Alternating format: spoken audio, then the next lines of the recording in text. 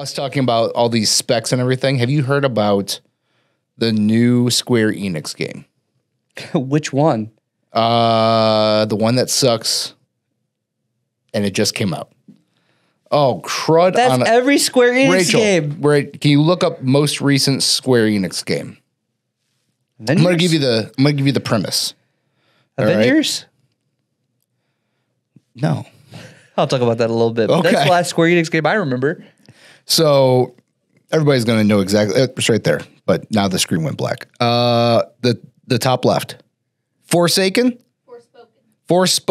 Have you heard about this? No. Okay, I didn't hear about it either until a couple days before launch. But apparently, some people were excited for it. So it's a Square Enix. I think it's technically AAA. I've heard nothing about it. New IP? Yes, yeah, completely brand new. So before it launched, like within the week before it launched or got released, somebody pulled out some audio, or it was a video of a scene, and the dialogue is just as cringy as you can possibly get. Some of the worst writing for dialogue I've ever seen or heard in a video game. Now, it has horrible reviews. People hate it. And all these... It's got 3-star review on Steam. It's got a what? 3 stars on Steam. Yeah, so... 6 out of 10. Yeah. It's not that bad. I mean, it's above a 5. You'll understand why it's that high. Okay. So, it's really, really bad. It has some good qualities. I only know this. I haven't played it, but I watched an entire playthrough of the campaign. When did this come out? Like last week. Okay. Or this past week. Like within the past week. Okay. Very recently. So must be PC only then. Is it? What does it say?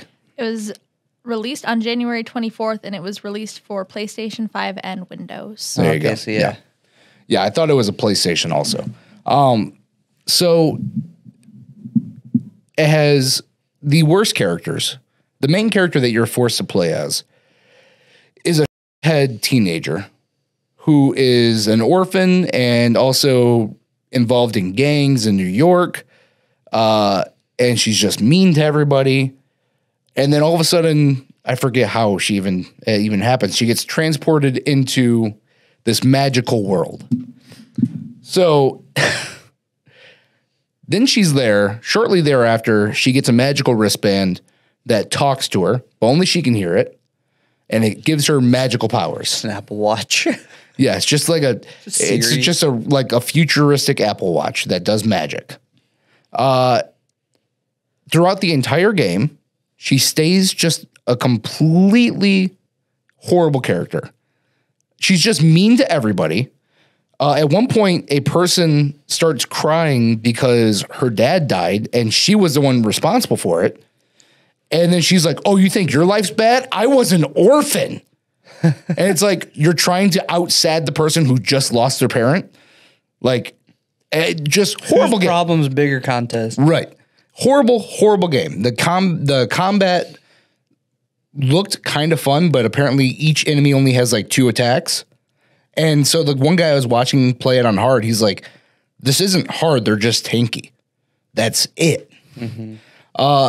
But all these people are coming out to like, the only reason it's getting bad reviews and people are saying it's a bad game is because it's a black female protagonist. What? Yeah. And everybody, even people who generally agree with that sentiment, is like, no. People don't care about gameplay anymore. It's all about who the player or the character is. So they purposely went as woke as possible. And this is a trend that I've been noticing.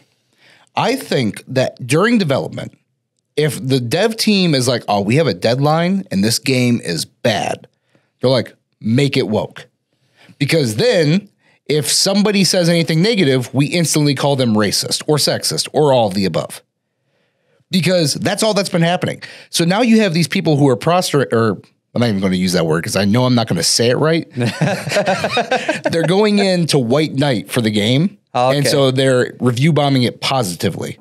But you also have some people review bombing it negatively. So